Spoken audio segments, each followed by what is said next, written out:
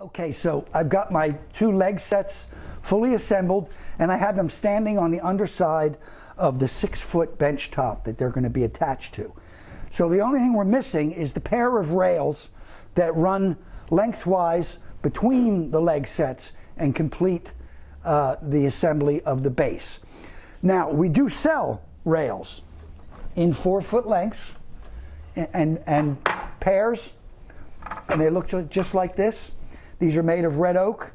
They come with the threaded rod that runs through the rails and through the leg sets, and that do the actual attaching of the leg sets to the rails. And I know these will work well with the 6-foot top. And I also know that I can cut them down in length enough so that they will work with a 5-foot top. And these are tops that we sell as part of a complete bench package. However, one cool thing about the Adjust-A-Bench leg system is that these rails can be made any length. So if you've got a shorter bench, these are going to be too long. If you've got a substantially longer bench, these are going to have to be substantially longer. So we give you plans that show you how to make these simple rails to whatever length you need. Okay, so the plans give you all the information you need except one dimension. They don't tell you how long to make your rails because, of course, that's going to be dictated by your particular bench top. Okay, but I will say that given any bench top, you'd probably like to make the base for it as long as possible.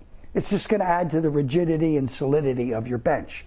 But with that said, let me say, we don't want our leg set so close to the end of the bench that we're tripping over the foot pedal when we're working at that end of the bench.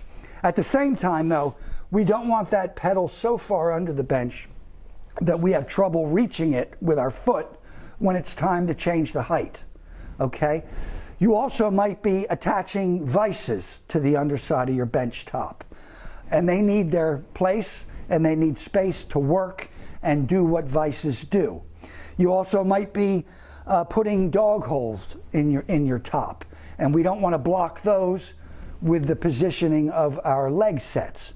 So what you should do is make your top, outfit it exactly as you need it to be. And once you've done that, stand the leg sets on the underside of your top where you think they should be. And then check and make sure that there's no function that is being impeded by their position. And once you're sure of that, then take a tape measure and simply measure from one inside face to another, like so. And that's how long you want to make your rails. Now in my case, it's 4 feet.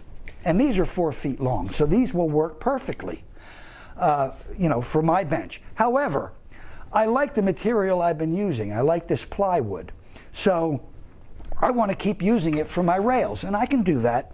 And in fact, I have, and they look like this. Now notice they look a little bit different than the solid wood rails. Reason being that plywood is not as stiff as solid wood. Okay, half the leaves are running across the board and are really not doing much to stiffen it. So what I've chosen to do is, instead of using 3 separate pieces of wood to trap my threaded rod, I've instead elected to simply face the entire inside face of that piece of plywood that I dadoed with a second piece of plywood. So by thickening it up, I've stiffened it up, and it's going to work just fine, and I really like the look of it. Okay, so I won't be needing this. But having made my own rails, I will have to supply my own threaded rod. But this is 3/8-16 threaded rod that you can get at any home store, and it will have to be cut to the appropriate length. So you're going to need a hacksaw, and then I like to bevel the end with a grinder just so that the nut can thread on easily. But they need to be cut to the right length.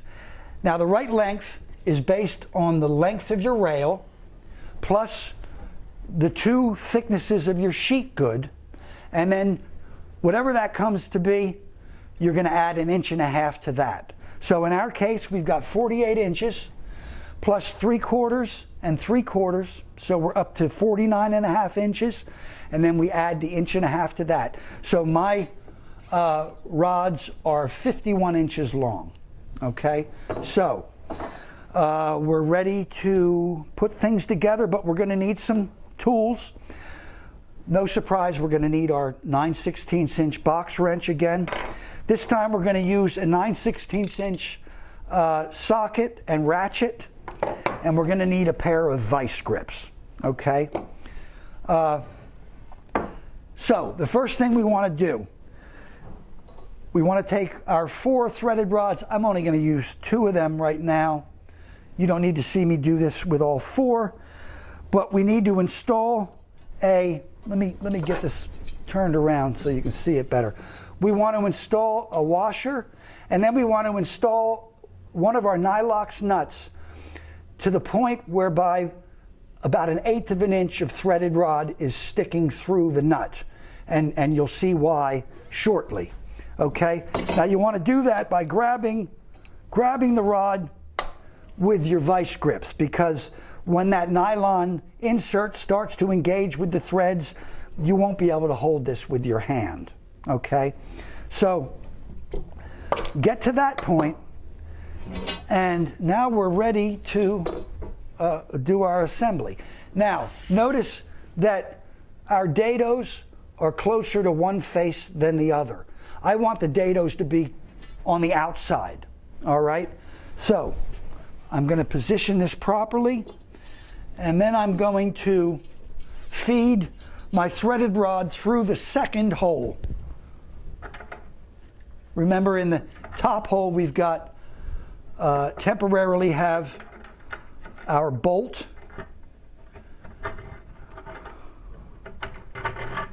So I want to slide that all the way through so it sticks beyond the end here, and then I'm going to apply that to the second leg set, and that can hang down. And then I'm going to apply a washer and one of my Nylox nuts to the end. And then I'm going to take my vice grips. Remember, we had 1/8 of an inch of threaded rod sticking through our nut. I'm going to grab the threaded rod. I'm not grabbing the nut. I'm going to grab the threaded rod, and by so doing, when I turn this end and the nylon insert starts to engage with the threads, that's going to happen. That's spun up, and it just stops the rod from simply turning, and that nylon insert will do its job because of that. So I've tightened that up, and I don't want to tighten it so much that I can't turn it like this, because now we're going to remove those bolts that were holding it together, holding our leg set together temporarily. We don't need them now because we've got the threaded rod and the rail doing the job that they were doing. So let's get rid of them.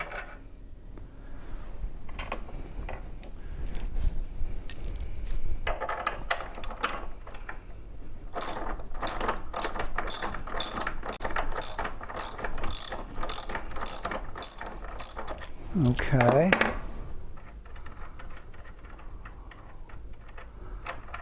Let me get rid of that. And then I'm going to tip this up into its final position and slip my second rod through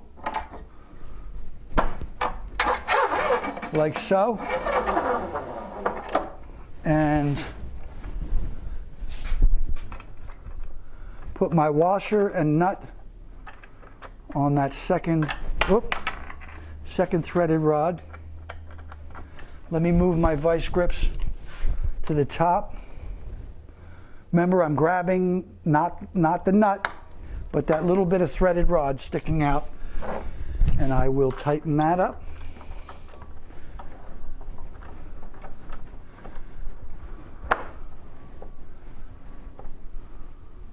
Just like that. Okay. And there we go. I'll do the same thing here, and our base will be assembled. And then the next thing we'll do is turn it over and attach it to our bench top. And then we'll be ready to do some woodwork.